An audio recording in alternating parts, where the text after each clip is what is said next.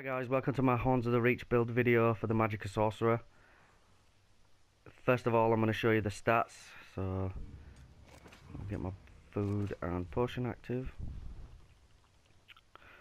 So we have 43.9k magicka, 18.4k health, 3,388 spell damage, 49.6% critical, and 950 recovery. I'll just put my pet away. So we'll get right into the gear. I am using 4 Moon Dancer on the front bar.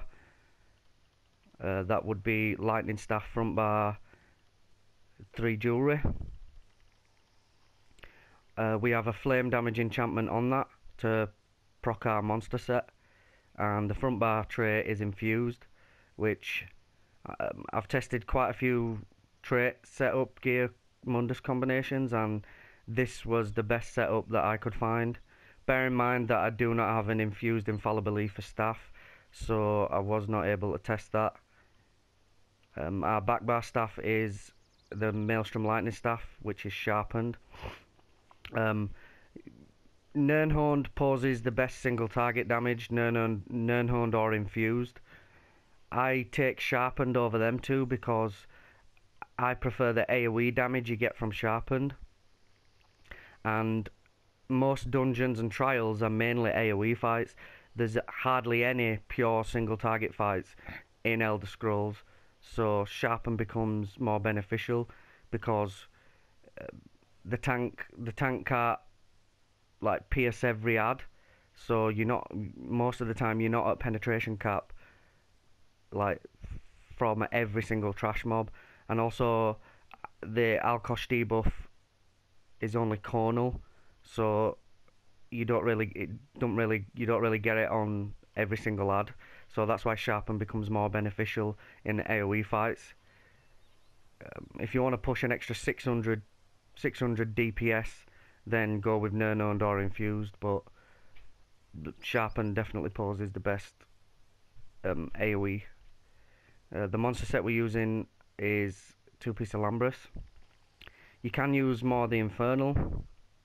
It'll give you a nice juicy chunk of health, so you'll be sat on like 20,000 health.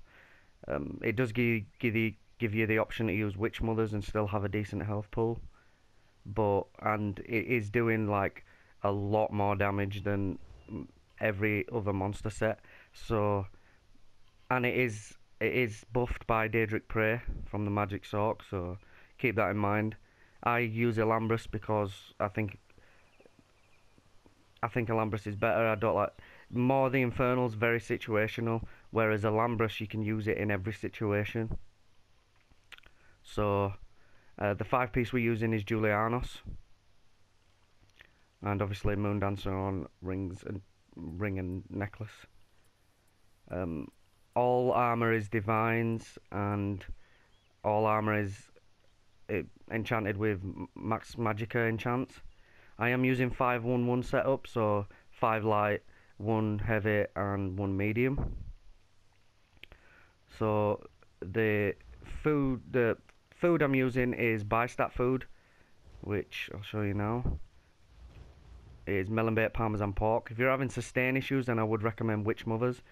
You can either use the more of the Infernal helmet or re-enchant one of your big pieces with a tri-enchantment just to bump your max health up there. But yeah, I'm using melon bait parmesan pork, which increases max health by 5,395 and max magicka by 4,936 for 1 hour. The potions I'm using are Essence of Spell Power, which grants you major sorcery, increasing your spell damage by 20% for 47.6 seconds. Grants you major prophecy, which gives you 2,191 spell critical for 47.6 seconds, and grants you major intellect, which increases your magicka recovery by 20% for 47.6 seconds. The Mundus stone I'm using is the Apprenticed. The reason I'm using the Apprentice with Julianos is because when I'm in Julianos I'm over 45% crit. So anything, if you're on or over 45% crit, then the Apprentice is better. If you're under 45% crit, then the Thief is better. So if you were going to use Necropotence with Moondancer, then I would suggest going with the Thief Munderstone over the Apprentice. If you're going to use Infallible for 4-piece with Necropotence, then you can go with the Apprentice then. So that's entirely up to you and what gear options you have. I just don't have the 4-piece Infallible Ether, so that's why I don't use it. The race I am is High Elf, and we are a Vampire on this build, because Vampire gives you more magic recovery, and it seems like since Horns of the Reach came out, I don't know what, it just seems like Sustain's got even harder since Morrowind. So I would keep that in mind, and we'll get to the skills now. On the front bar, I'm using Shock Reach, which is Destructive Reach. The reason I take this morph is because it has more range, and there is literally 0 DPS difference between the two morphs, so you might as well take the ranged option. I'm using Daedric Prey. Summon Volatile Familiar, which is the pet. You've got to double bar that, otherwise it'll desummon and you'll have to keep costing you 3,000 magicka to recast it, so you just double bar it. I'm using Empowered Ward. This is our damage shield. The reason I'm using Empowered Ward over Hardened Ward, which is the bigger shield, is because Empowered Ward gives you some group utility. So it grants minor intellect to you and nearby allies, increasing your magicka recovery by 10% for 10 seconds. You're not going to keep this up 100% at time, it's just like an extra benefit for your team, a little bit more sustain. And just remember that when you use it, if you look at my buff timers at the bottom, on the left, you can just refresh it, there's no cooldown to the magic recovery, so you could keep that up 100% of the time, which I don't recommend because you're losing DPS if you use a shield. The 5th skill on our bar is Bound Aegis, which is double slotted front and back bar for the max magicka, and the ultimate is Shooting Star. On the back bar we are using Liquid Lightning, Blockade of Storms, the pet again, Endless Fury, which the reason I take the Endless Fury morph over Mage's Wrath is because I do use this in Maelstrom, which I will be bringing out a Maelstrom build, Maelstrom specific build, probably next week sometime when I'm back off holiday. But yeah, the reason I use Endless Fury is because it's really good for sustain in Maelstrom. If you're going pure out and out DPS for trials and you're not using it in Maelstrom, or you can afford to keep remorphing it every time, then I would suggest taking the other morph, which is more damage, but that's entirely up to you. Bound Aegis again, and we have Thunderous Rage on the back bar for the back bar ultimate. So now I'm going to go over champion points. We have 34 into Warlord, 75 into Tenacity, and 75 into Arcanist. I would not recommend going over 75 points into these two trees, because then it becomes less beneficial.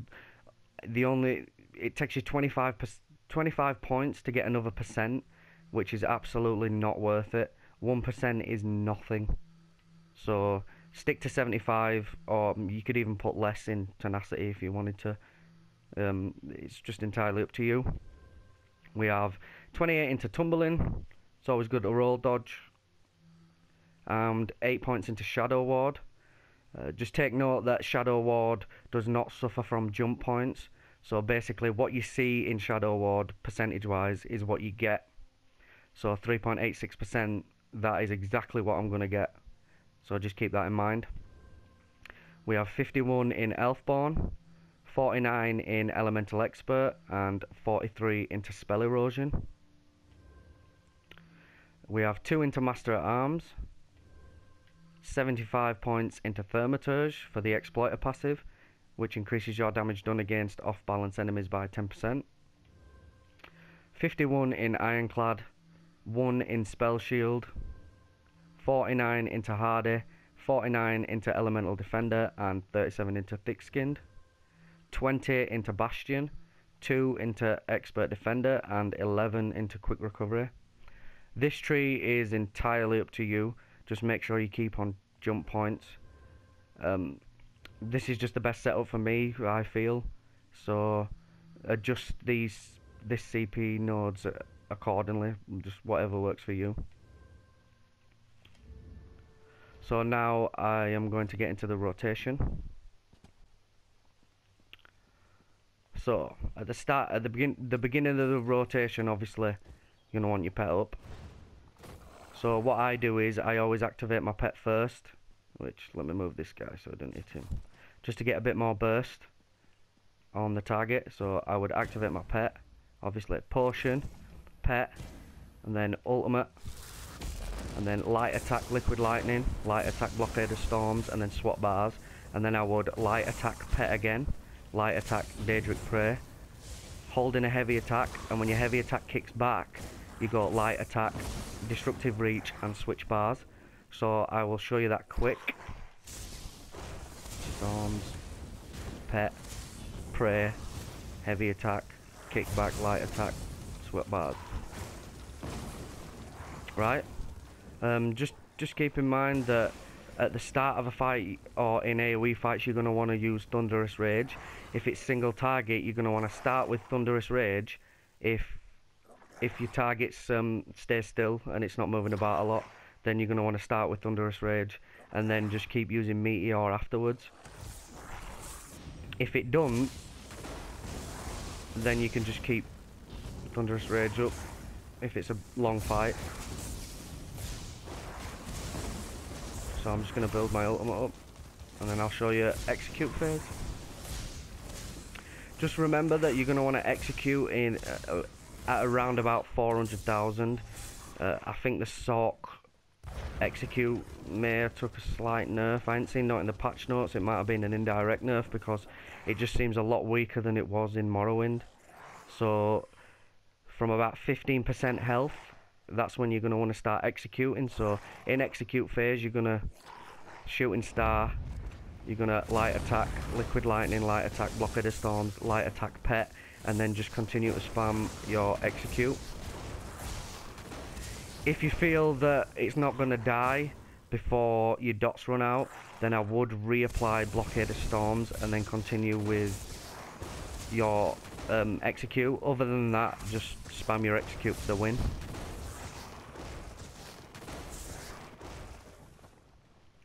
So that was the rotation. If anyone has any questions, leave it in the comments below. I'll reply to everyone. If you have any suggestions that could help my content, yeah, just leave it below. Leave me a like, please subscribe, and thank you. See you next time. Thanks guys, bye.